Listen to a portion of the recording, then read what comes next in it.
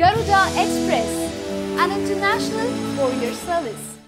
గుజరాత్ రాష్ట్రంలో జరిగిన 12వ తరగతి పరీక్షల్లో 17 ఏళ్ల అహ్మదాబాద్ కుర్రాడు వర్షిల్ షా 99.99% మార్కులతో ఉత్తీర్ణుడై టాపర్గా నిలిచాడు. అయితే అందరు విద్యార్థుల్లా భవిష్యత్తులో మంచి హోదాలో ఉండాలని అతను కోరుకోలేదు. అతడు తీసుకున్న నిర్ణయం అందర్నీ ఆశ్చర్యానికి గురిచేసింది.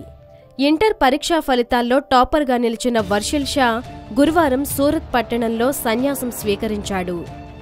కళ్యాణ్ మహారాజ్ అనే జైన సన్యాసిని స్ఫూర్తిగా తీసుకుని షా ఈ నిర్ణయానికి వచ్చినట్లు తెలుస్తోంది. తన నిర్ణయంపై వర్షిల్ షా మీడియాతో మాట్లాడుతూ, అత్యధిక మార్కులు సాధించినప్పటికీ అందరిలాగా భూ సంబంధమైన ఆస్తులు సంపాదించడం నాకిష్టం లేదు. ఆత్మశాంతి, శాశ్వతమైన ఆనందం సంపాదించడమే నా లక్ష్యం. నా వెనుక ఉన్న వాటన్నిటినీ వదిలేసి జైన సన్యాసిగా మారినప్పుడే అది సాధ్యమని వర్షిల్ చెప్పుకొచ్చాడు. కాగా అతడి నిర్ణయానికి కుటుంబం సైతం సంపూర్ణ అంగీకారం తెలిపింది. శుక్రవారం సూరత్లో జరిగే ఓ వేడుకలో వర్షిల్ దీక్ష స్వీకరించనున్నాడు. ఇదిలా ఉండగా వర్షిల్తో పాటు అతడి సోదరి జైనిని కూడా బాల్యం నుంచి అత్యంత నిరాడంబరంగా పెంచారని, ఆ కుటుంబానికి ఆధ్యాత్మిక భావాలు ఎక్కువని స్థానికులు చెబుతున్నారు.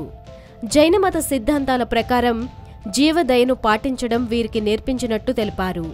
జీవులకు ఇబ్బంది కలగకుండా వర్షిల్ షా ఇంట్లో విద్యుత్తు కూడా చాలా తక్కువగా ఉపయోగిస్తారు. ఆయన తండ్రి ప్రభుత్వ ఉద్యోగి అయినప్పటికీ ఇంట్లో కనీసం టీవీ, రిఫ్రిజిరేటర్ వంటివి కూడా లేకపోవడం గమనార్హం.